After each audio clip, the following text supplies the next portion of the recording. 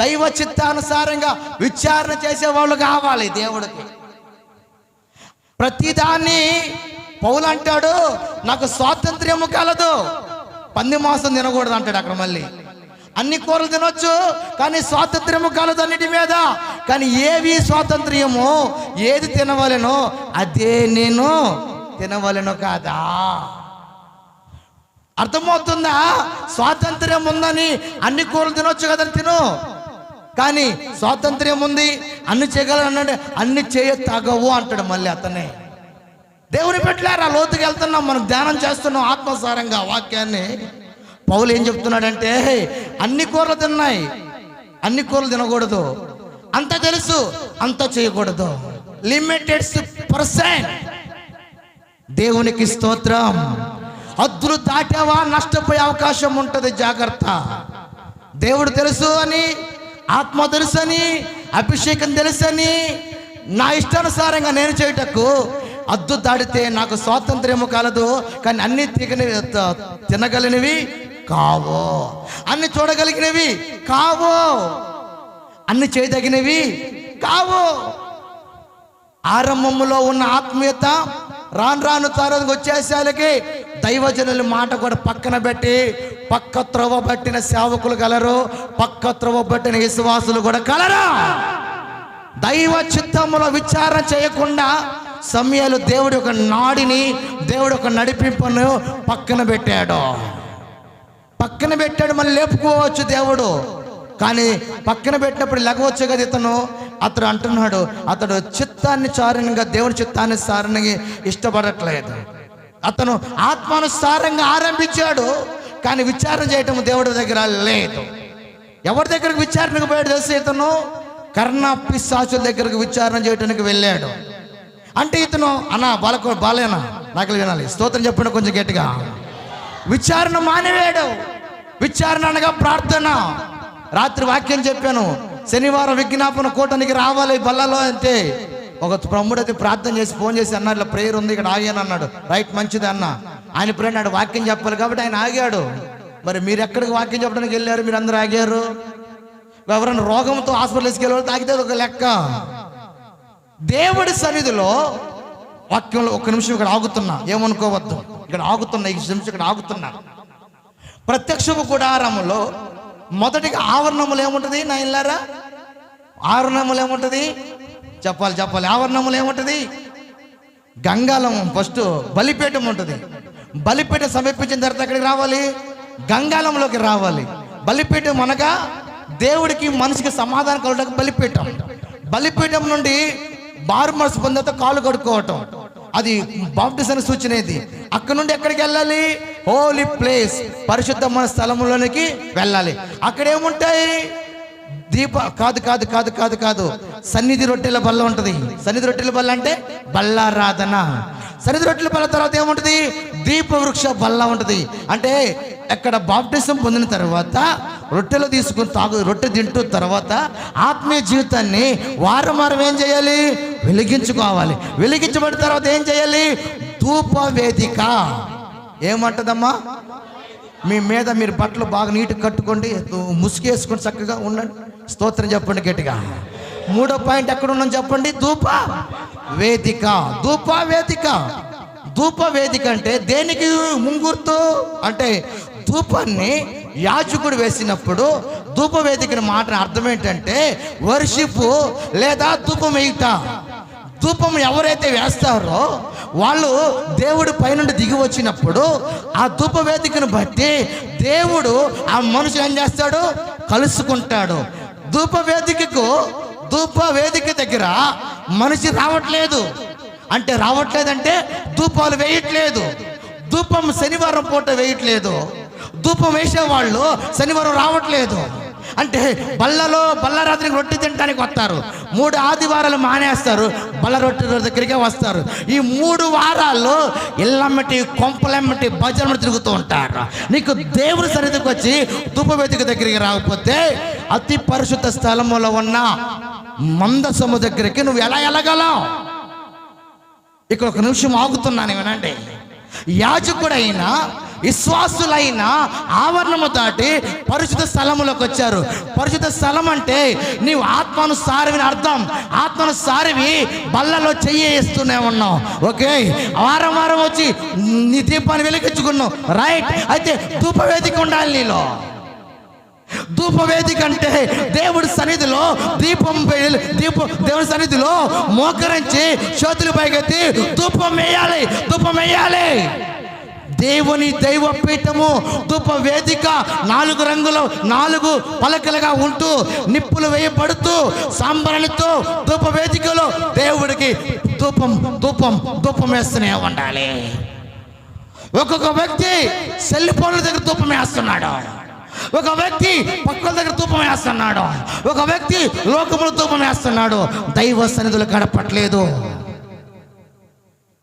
కొందరు టీవీ దగ్గర ధూపాలు, కొందరు లోకములో ధూపవాళ్ళు.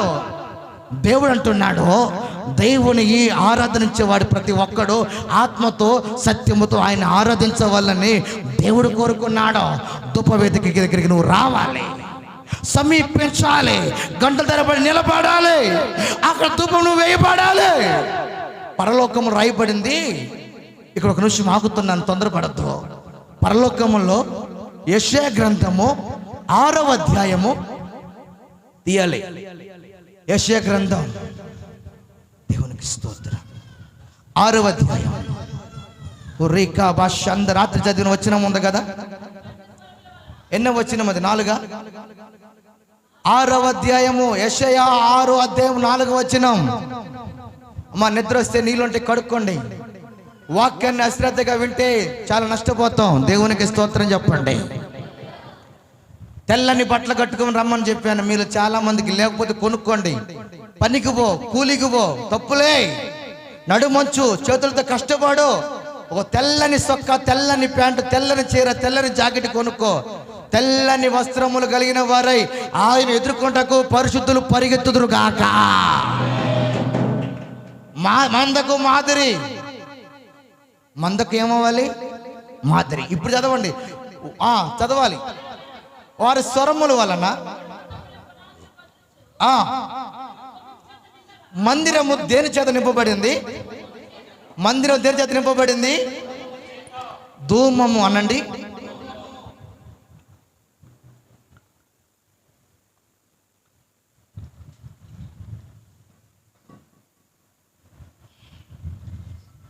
దేని చేత? దేని చేత? నాకలు చూడాలి అందరు. దేని చేత? ధూమము. అంటే దేవునికి సన్నిధిలో పరిశుద్ధులైన ప్రజలు ధూపవేదిక దగ్గరికి వెళ్ళి, ధూపవేదిక ఉన్న ధూమము ప్రజలకు మందిరములో ఏమేయాలి? ధూమం వేయాలి. మందిరములో దేవదూతలు తిరుగుతున్నారు. మందిరములో దేవుడు సర్వోన్నతుడై మన మధ్యలో ఆశ్రుడై కూర్చున్నాడు. ఆయన కూర్చొని ఉన్నప్పుడు, ఆయన ఉంటున్నప్పుడు గడప కొమ్ములు కదులుతున్నాయి, కిటికీలు కదులుతున్నాయి, బలిపీఠం కదులుతూ ఉంది. ఇవన్నీ దేవుడితో సన్నిధితో నింపబడి ఉంటే, ఆయన మహిమ తిరుగుతూ ఉంటే అక్కడ కనపడేది ఇంకోటి ఏంటంటే తెలుసా? ధూమము. That is secret. ధూమం అనగా ధూప వేదికలో వచ్చిన పొగ ధూమమై ఆడ కనపడుతుంది. ఆ ధూమము వేయటానికి ఇశ్రాయేలు ప్రజలలో పరలోకములో యెషయా అంటున్నాడు, అయ్యా ఈ ధూమము చేత ఈ గడప కొమ్ములు కదులుతున్నాయి. అయ్యో నీ మహిమ నింపబడి ఉంది. అయ్యా అపవిత్రమైన పదవులు గలవాడను, నేను అపవిత్రంగా మాట్లాడే వారి మధ్యలో కాపురం ఉన్న వాడనయ్యా. నా నాలుక అపవిత్రమైన మాటలు మాట్లాడిందయ్యా. అప్పుడు బలిపీఠం మీద నుండి ఒకడు వచ్చి లేచి బలిపీఠంలో మండుతున్న కొరివి ఒక అగ్ని కొంచెం తీసుకొని వచ్చి, నీ నాలుక చాపము, నీ నాలుకను నేనేం చేస్తానంటే కాల్ చేస్తానని చెప్పి ఆ అగ్ని వచ్చి నాలుక చాపమనగా నాలుకను అగ్నితో కాల్చబడిపోయాడు. ధూమముతో ధూపవేదికతో నింపబడిన ఆ ప్లేసులో నాలుకతో కాల్చబడిన యెషయా అంటున్నాడు, అయ్యో నేను అపవిత్ర పెదవుల గలవాడి మధ్యలో ఉన్నవాడని. నీకేం అవ్వాలి తెలుసా? నాలుక కాల్చబడాలి. నాలుక కాల్చబడితే ధూపం వేస్తూ ఉన్నప్పుడు, యాజకుడు అభిషేకము దేవుడి సరి తిరుగుతున్నప్పుడు ధూపం వేసేవాడి యొక్క నాలుక కాల్చబడాలి. కాల్చబడాలి. కాల్చబడితే ఏం జరుగుతుంది తెలుసా? వాక్శక్తి వారి మీదకి వస్తుంది. 12 అపోస్తులు తీయద్దు నగలు ఆ యొక్క కొత్త నిబంధన గ్రంథకర్త అంటున్నాడు. అక్కడ వాళ్ళు అపోస్తులందరూ కూడా మేడ గదిలో వారి చెంగులు విభాగింపబడినట్టు వారి మీదకి వీచు గాలి వచ్చినప్పుడు వారికి ఏమొచ్చింది తెలుసా? వీచు గాలి వచ్చినప్పుడు వారి నాలుకలు సడలింపబడి వాక్శక్తి వచ్చింది. నాలుకలకి ఏమొచ్చింది? వాక్శక్తి వచ్చింది. అప్పుడు వారందరూ ఏమన్నారు? అన్య భాషలతో మాట్లాడసాగిరి. వాక్శక్తి రావాలి, నాలుక సడలింపబడాలి అంటే నీ నాలుక మొదట కాల్చబడాలి.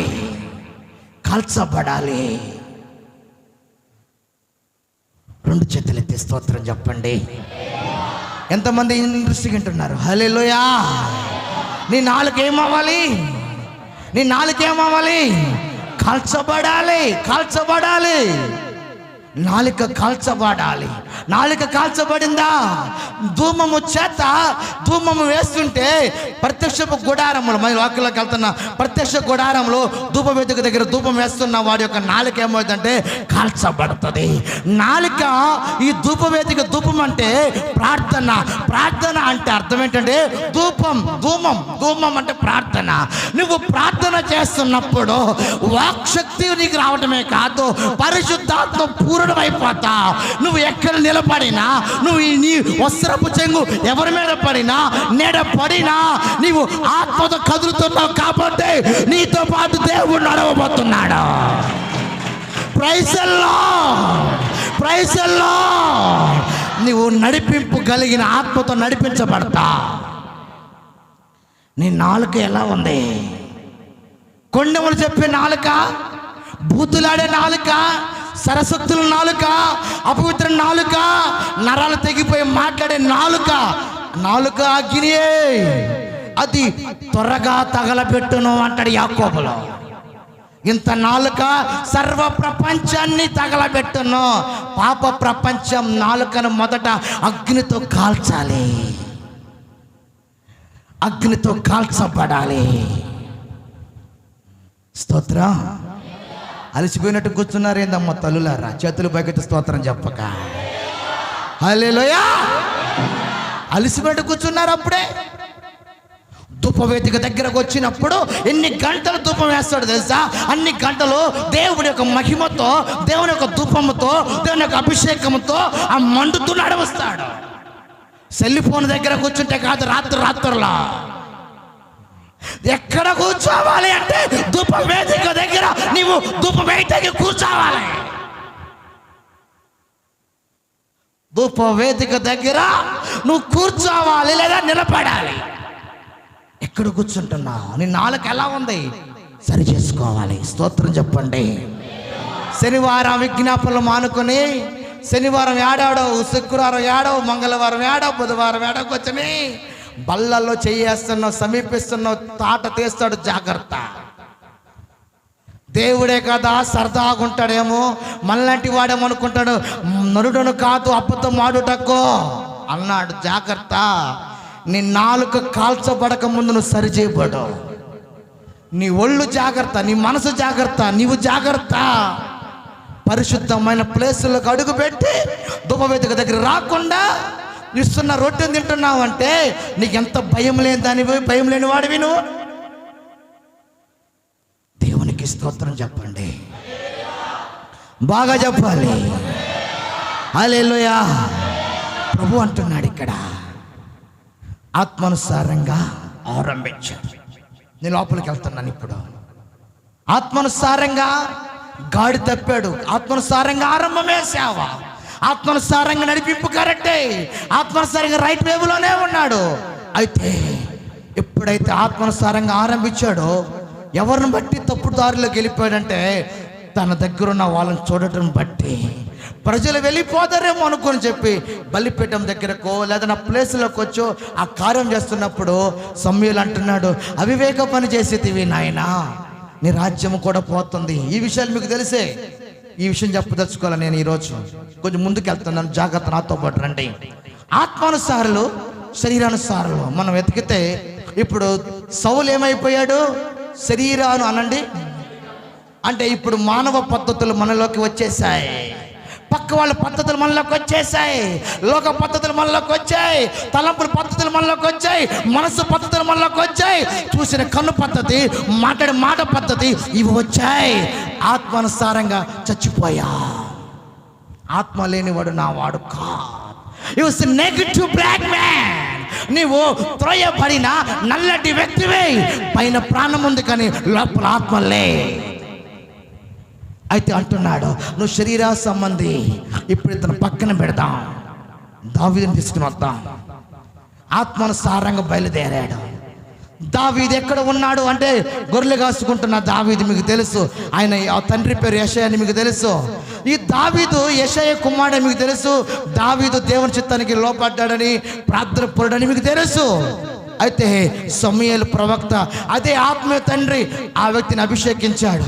ఇప్పుడు చెప్పండి, ఇతను అభిషేకించింది ఆ దైవజనుడే, అతను అభిషేకించింది ఆ దైవజనుడే, ఇతను ఆరాధిస్తుంది ఆ దేవుడే, అతను ఆరాధిస్తుంది ఆ దేవుడే. ఇతను ఉంది ఆ మినిస్ట్రీ, ఇతను ఉంది ఆ మినిస్ట్రీ. ఇతను ఒక విశ్వాసి, ఇతను ఒక విశ్వాసి, ఇతను ఒక సహోదరుడు, ఇతను ఒక సహోదరుడు, ఇతను ఒక రాజు, ఇతను ఒక రాజు. Same today. అది అతను మనిషి, ఇతను మనిషి. అతను శరీర సంబంధి, ఇతను ఆత్మ సంబంధి. చేతులెత్తండి, చేతులెత్తండి.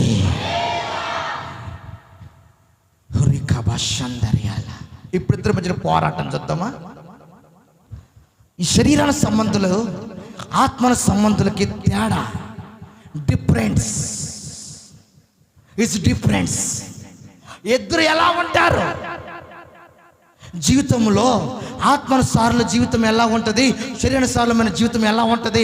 ఇద్దరి మధ్యలో తేడా, పద్ధతి, విధానం మీరు చూస్తే ఈరోజు నీ గుండె నా గుండె ఆగిపోయింది. దైవుడు దర్శించిన తర్వాత మొదటి సమూయేల్ రీబాషకేలందరా తురాబాదికారాబాషందర్యాల ముగింపు తీసుకుని వస్తున్నాను. ప్రెస్సమకేలాదికారాబాషందర్యాల మొదటి సమూయేలు రాసిన పత్రిక, మొదటి సమూయేలు రాసిన పుస్తకము, హల్లెలూయా, 22వ అధ్యాయము మొదటి వచనం. దావీదు అక్కడి నుండి బయలుదేరి అద్దుల గృహంలో తప్పించుకొని పోగా అతని సహోదరులు, అతని ఇంటి వారందరూ ఆ సంగతి విని అతని యొద్దకు వచ్చిరి. మరియు ఇబ్బంది గల వారందరూ, అప్పులు చేసుకుని వారు అందరూ, అసాధారణముగా నుండి వారందరూ అతని వద్ద కూడుకొనగా అతడు వారికి అధిపతి ఆయను. అతని యొద్ద ఎక్కువ తక్కువ 400 మంది కూడి ఉండరి. దేవునికి స్తోత్రం చెబుతారా? ఇతని వద్దకు ఎంతమంది చేరారు చెప్పండి? అప్పులు చేసుకున్నవారు, సమాధానం లేనివారు, సంతోషం లేనివారు, శోధనల మధ్య ఉన్నవారు, నలుగుతున్నవారు ఎవరి వద్ద ఉన్నారండి? హలో హలో హలో హలో, ఎవరి వద్ద ఉన్నారు?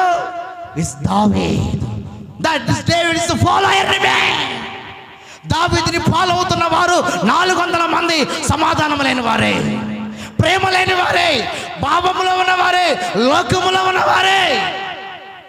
400 మంది దావీదుని ఫాలో అవుతున్నారు. అంటే అతని వద్దకు వచ్చి చేరిరి. సౌలు ఏమైపోయాడు? పక్కన పెట్టాడు, రెసెక్ట్లో ఉన్నాడు. ఇప్పుడు సౌలు ఎవరు తరుముతున్నాడంటే ఇతను తరుముతూ ఉన్నాడు, ఇతను తరుముతూ ఉన్నాడు, ఇతను తరుముతూ ఉన్నాడు. తరుముతున్నప్పుడు ఏం చేస్తావు నువ్వైతే?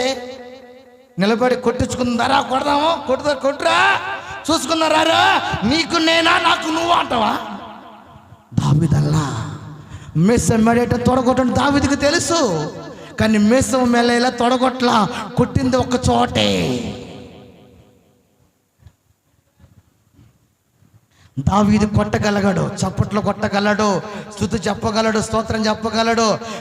గొల్లియాతుని దావీదు క్షణములో చంపాడు. మీకు తెలుసు అవి వార్త. జాగ్రత్తగా వినాలి వాక్యం. ఇప్పుడు లైన్లో పండింది బండి వినక అతను చంపగలడు. కానీ తరుముతున్న సౌలుకి దావీదు ఏమవుతున్నాడంటే తరమపడుతూనే ఉన్నాడు. ఒకసారి దావీదు దగ్గరకు ఆ సౌలు గారి యొక్క కుమారుడు వచ్చాడు. ఆయన పేరు యోనాతాను. ఆత్మీయుడుగా ఎలా ఉండాలో చెప్తున్నా అంతే, సబ్జెక్ట్ కాదు ఇక్కడ మనకు ముఖ్యం. ఆత్మీయుడు అయితే నువ్వు ఎలా ఉండాలి అది తెలుసుకో. చర్చికి వస్తున్నావు, భాషలు మాట్లాడుతావు, చర్చికి వస్తున్నావు, చప్పట్లు కొడతావు, చర్చికి వస్తున్నావు, బల్ల చేస్తావు. ఇది కాదు దేవుడి యొక్క ప్రణాళిక. దేవుడు అంటే నువ్వు నేర్చుకున్న ఆత్మీయత ఏమిటో నీకు చూపించడానికి నీ ప్రసంగం నేను చెప్తుంది. ప్రైజ్లో ఏమి చెప్పాలి తెలుసా? ఆత్మీయుడు అయితే నువ్వు దావీదు చిక్కుబడి ఉన్నప్పుడు, దావీదు నలిగిపోతున్నప్పుడు వచ్చి రే ఇడిగో ఆడు చంపే వాడికి తొడగొట్టు చూసుకున్న రాను అనల్లా. ఏమన్నాడు తెలుసా దావీదుని? వాళ్ళ సౌలు గారి యొక్క కుమారుడు యోనాతాను కిందకి రండి. ఒక్కొక్కరు చూపించుకుంటూ వస్తున్నాను. Thank you master, thank you master, thank you master. షికేలా దీకా తు రామా దియానా షికేలందరికా రా బాబా. స్తోత్రం స్తోత్రం స్తోత్రం స్తోత్రం స్తోత్రం స్తోత్రం. Holy spirit, holy spirit, holy spirit, holy spirit, holy spirit. Hallelujah hallelujah hallelujah hallelujah. రెండు చేతులు ఎత్తి స్తోత్రం చెప్తారా? స్తోత్రం చెప్తారా? 23వ అధ్యాయం 16వ వచనం. అప్పుడు సౌలు కుమారుడైన యోనాతాను లేచి వనములోనున్న దావీదు వద్దకు వచ్చి, నా తండ్రైన సౌలు నిన్ను పట్టుకున్న జాలడు, నువ్వు భయపడవద్దు, నువ్వు ఇశ్రాయేలుకు రాజు వగుదు, నేను నీకు సహకారి నవుదును, ఇది నా తండ్రి అయిన సౌలునకు తెలిసి ఉన్నదని అతను చెప్పి దేవుణ్ణి పట్టి అతన్ని బలపరిచి వీరిద్దరు యెహోవాతో నిబంధన చేసుకున్న తరువాత దేవుణ్ణి పట్టి అతను ఏమి చేశాడు చెప్పండి? దేవుని బట్టి అతను ఏం చేశాడు? బలపరిచెను అనండి. పిల్లలు పుట్టలేదు, దేవుడు ఇస్తాడు అని చెప్పు. భర్త పాడయ్యాడు, దేవుడు బాగు చేస్తాడని చెప్పు. కుటుంబం పనికిరాంది అయిపోయింది, దేవుడు లేపుతాడని చెప్పు. దేవుని బట్టి ఆత్ముడైన వాడు, ఆత్మీయులైన వాళ్ళు ఏం చేయాలంటే బలపరచాలి. సడలిన మా చేతులను బలపరచయ్యా, కృంగిన మోకాళ్ళను స్థిరపరచయ్యా. సడలిన మా చేతులను బలపరచయ్యా, కృంగిన మోకాళ్ళను దృఢపరచయ్యా. దద్దరిల్లు హృదయాలను ధైర్యపరచయ్యా, విశ్వాసములో నమ్ము స్థిరపరచయ్యా. ఐక్యతను ఇవ్వవా ప్రభు, సమైక్యతను నా సంఘములలో ఉంచవా ప్రభు. ఆమె ఏం చేశాడు చెప్పాలి? ఏం చేశాడు ఆత్మీయుడు? ఏం చేశాడు? ఆత్మీయురాలువేనా నువ్వు? ఆత్మీయుడివేనా? నీ శత్రువు యొక్క బిడ్డ వచ్చి నిన్ను బలపరుస్తున్నాడు. దావీదుకి యోనాతాను ఒక ఆత్మ సంబంధమైన ప్రేమ ఉంటే దేవుణ్ణి బట్టి అతను బలపరిచాను. నువ్వు ఎవరిని బలపరుస్తున్నావు? నువ్వు ఎవరిని బలపరుస్తున్నానికి బయలుదేరావు? నువ్వు బలపరుస్తున్నావా, కృంగదీస్తున్నావా, లేదా మనసులో ఒకటి పెట్టుకొని పైన ఒకటి మాట్లాడుతున్నావా? ఎవరివి నీవు? ఎలాంటి వ్యక్తివి నీవు? ఆత్మీయుడివేనా? ఒకసారి ఆలోచన చేయి. ఆత్మ సంబంధమేనా? ఒకసారి ఆలోచన చేయి. నేర్చుకో. మొదటి విషయం, నువ్వు బల్లగ్నులను ఏం చేయాలి చెప్పండి? బలపరచాలి. దావీదు దాన్ని తీసుకున్నాడండి.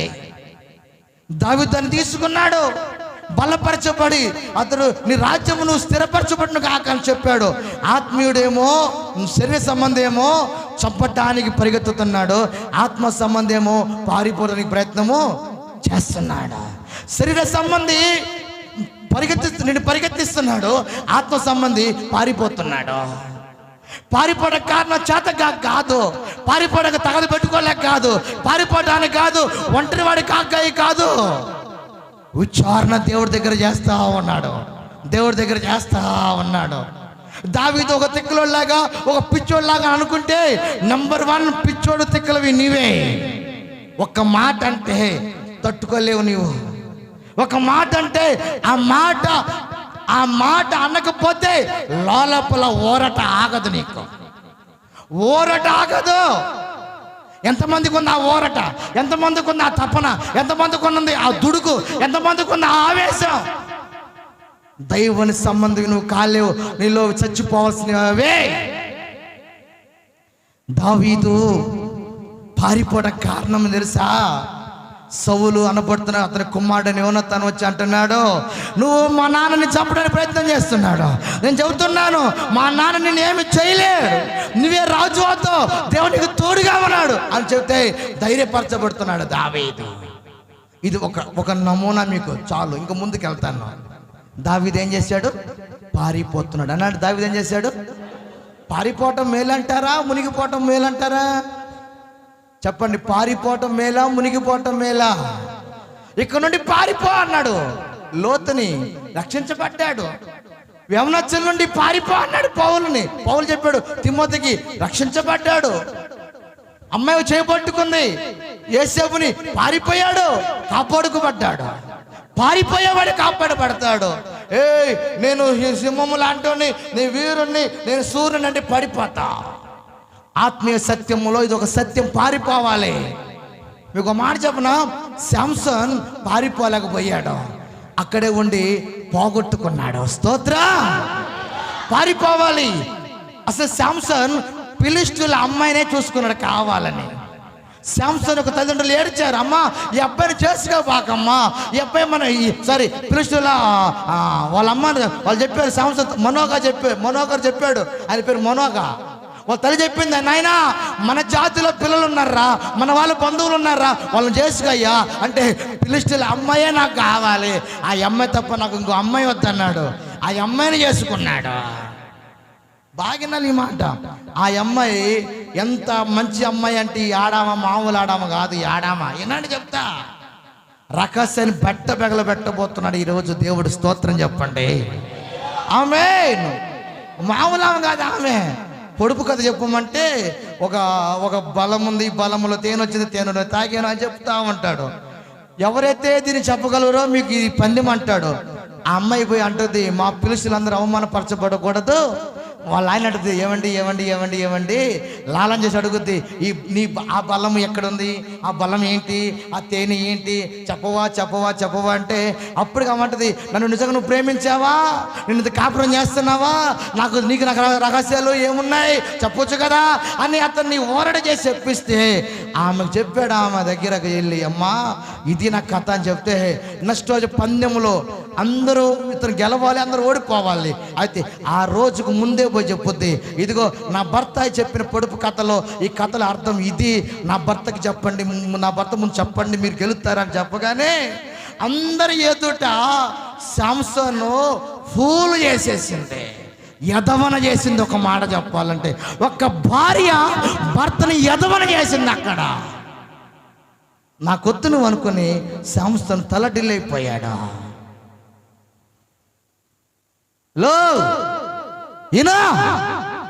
యదవన చేసింది, ఒంటరి పాలు చేసింది, అడ్రస్ లేని వాడిపోయాడు.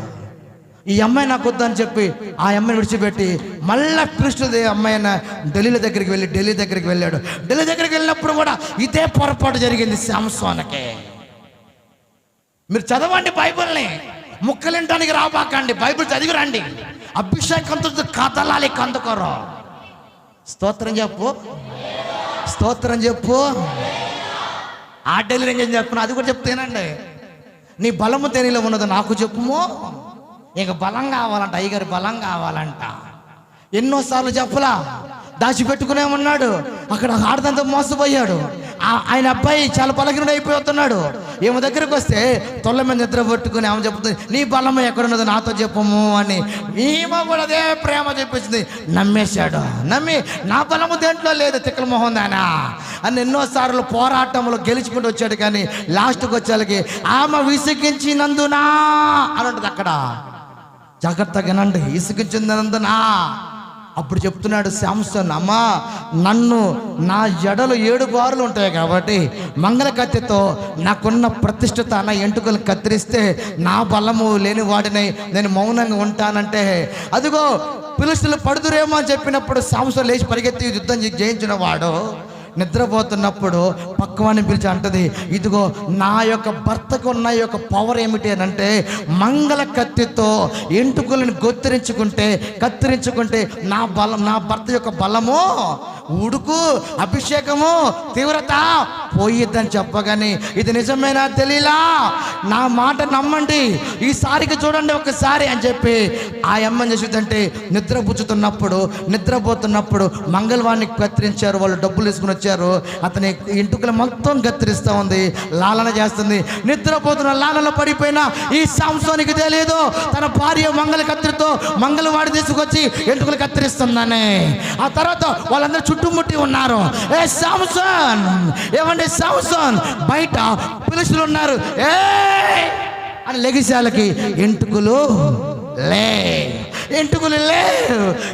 దలీలా నా ఎంటుకలు లే, నువ్వు చెప్పావు కదా నిన్న, అయ్యో ఒక్కదేమో ఆ రోజు పొడుపు కదా చెప్పి నన్ను అవమానపరిచింది, నిన్ను నమ్మితే నా అభిషేకాన్ని పోగొట్టావా, ఎంత పని చేసావే నువ్వు అని చెప్పి ఒంటరి వాడిపోయి ఏడుస్తున్నాడు. అందుకే బైబిల్ రాయబడింది, నా కుమారుడా యవనస్తుడా నీ బలము స్త్రీలకు ఇవ్వకుమా, నీ బలము స్త్రీలకు ఇవ్వకుమా. నమ్మి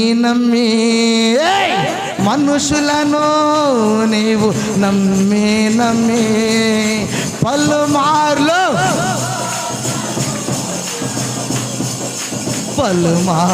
మోసపోయావు, ఇలా ఎంతకాలము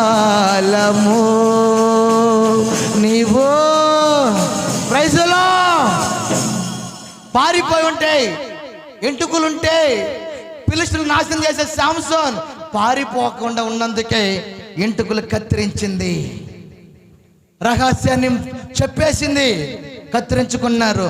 ఒకప్పుడు శాంసోన్ని పెద్ద తోలు తెచ్చిన 1000 మందిని దవడెముకతో నరికిన శాంసోన్ సన్నపు నార ఏంటని చెప్పండి, తాళ్ళు తీసుకుని కడతా ఉంటే ఖైదీ పోయినట్టు వారి మధ్య నుంచి పోతా ఉన్నాడు. ఇది జరిగినే ఇలాగో, ఇది జరిగినే ఇలాగో. హల్లెలూయా. అభిషేకం కోల్పోవడం కారణం ఏంటంటే పరస్త్రీల వ్యామోహం. శాంసన్ ఒక బలహీన విషయంలోనే తనకున్న సిగరెట్ చెప్పుకొని పోగొట్టుకున్నాడు. పారిపో, దైవుని అభిషేకం కలిగిన నీవు పారిపోవాలి. నేను ప్రార్థన గదిలో కూర్చొని ఈ రెంటుకల గురించి ఏంటి ధ్యానం చేస్తే అభిషేకానికి గుర్తేది. నీ అభిషేకాన్ని దొంగిలించే ఏ ప్లేస్ అయినా ఆ ప్లేస్ నుంచి నువ్వు పారిపోవాలి. చిక్కపడకూడదు ఆత్మీయ బిడ్డ, చిక్కబడబోకమ్మా. నేను అభిషేకాన్ని దొంగిలించేది ఏ ప్లేస్ అయినా నువ్వు అక్కడి నుంచి విడుదల పొందాలి. శాంసన్ పోగొట్టుకున్నది. ఇక్కడ అంటున్నాడు దావీదుతో, ఏమన్నాడు తెలుసా, పారిపో. దావీదు పారిపోవాలి, పారిపోతున్నాడు. ఇంకా ముందుకు రండి, కొంచెం ముందుకు రండి. ఎక్కడ ఉన్నాం మనం? ఎక్కడున్నాం మనం చెప్పండి. నూరి భాష ఎన్న వచ్చినమది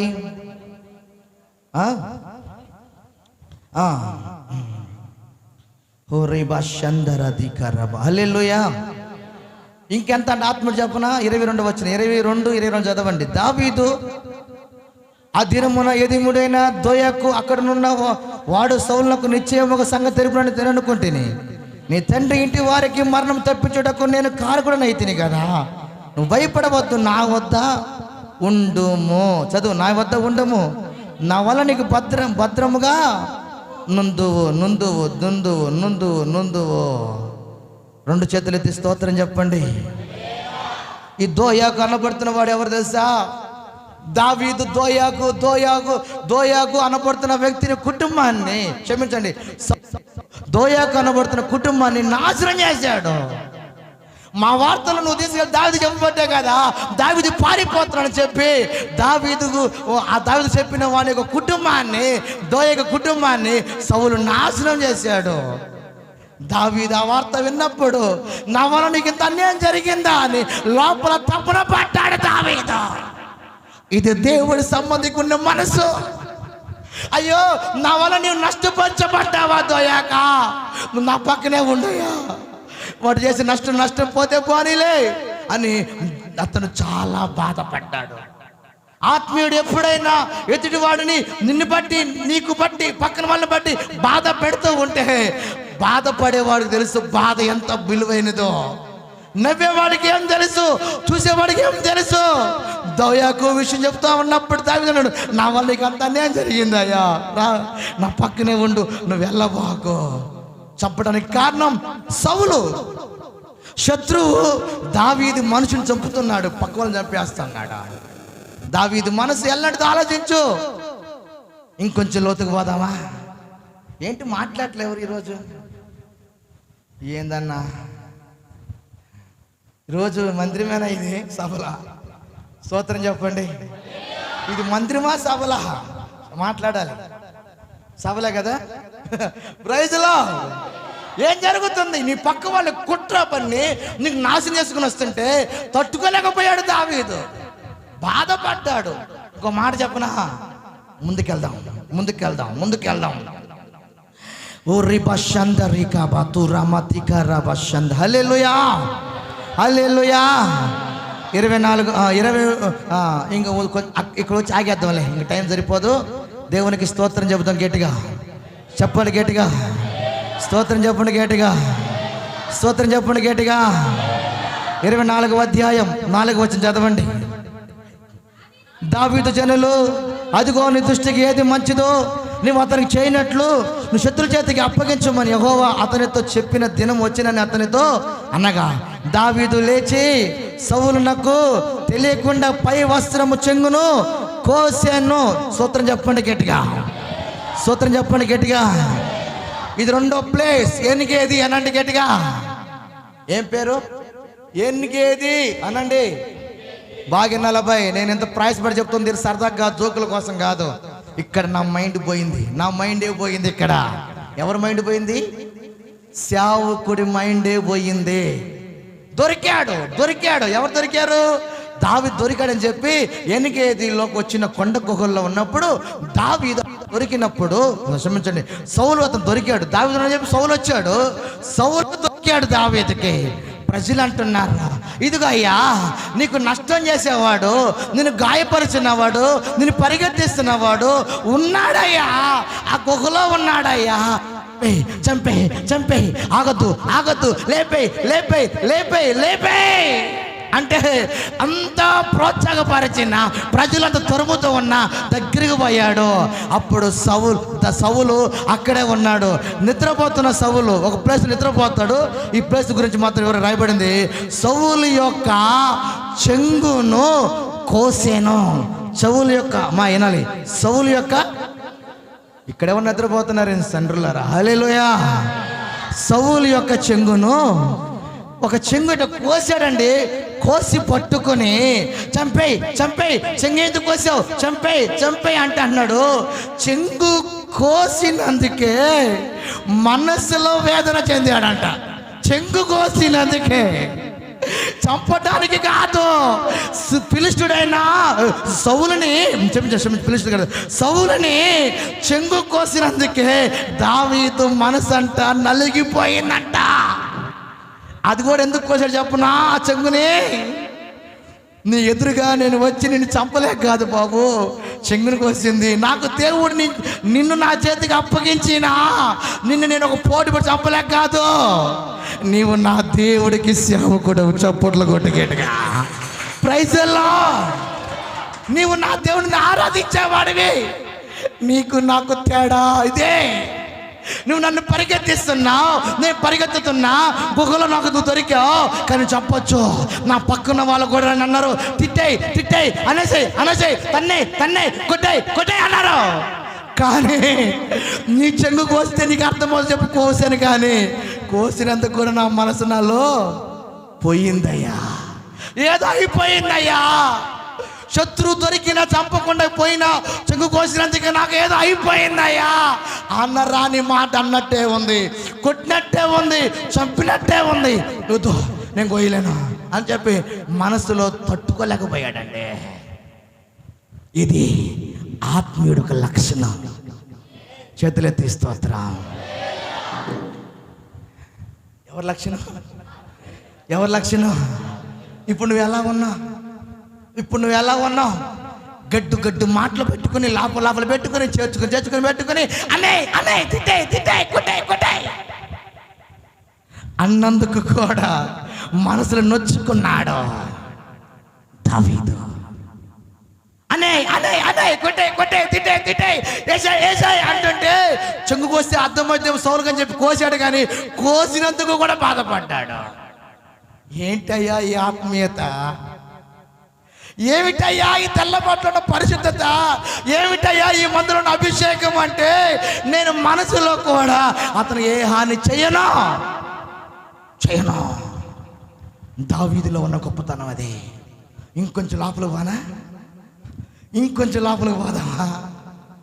చెప్పనా ముగించరా? ఏంటి మాట్లాడలా? ఓకే, మీరు ఊపులో ఉన్నారు, వాళ్ళు అడుగుదాం. గోయిందమ్మా ఎట్టుంది నీ బండి? స్తోత్రం. నువ్వు ఈరోజు ఎవరివో తెలియాలి. ఇంతకాలం తెల్లబట్టలు వేసుకుని స్తోత్ర చప్పట్లు కొట్టి ఓ రబాబా అంటాం కదా, ఒక మాట అంటే తట్టుకోని చచ్చిన మానేసేవాళ్ళు ఉన్నారు. బట్టలో తెలుపు కాదు, ఆత్మలో తెలుపు రావాలి.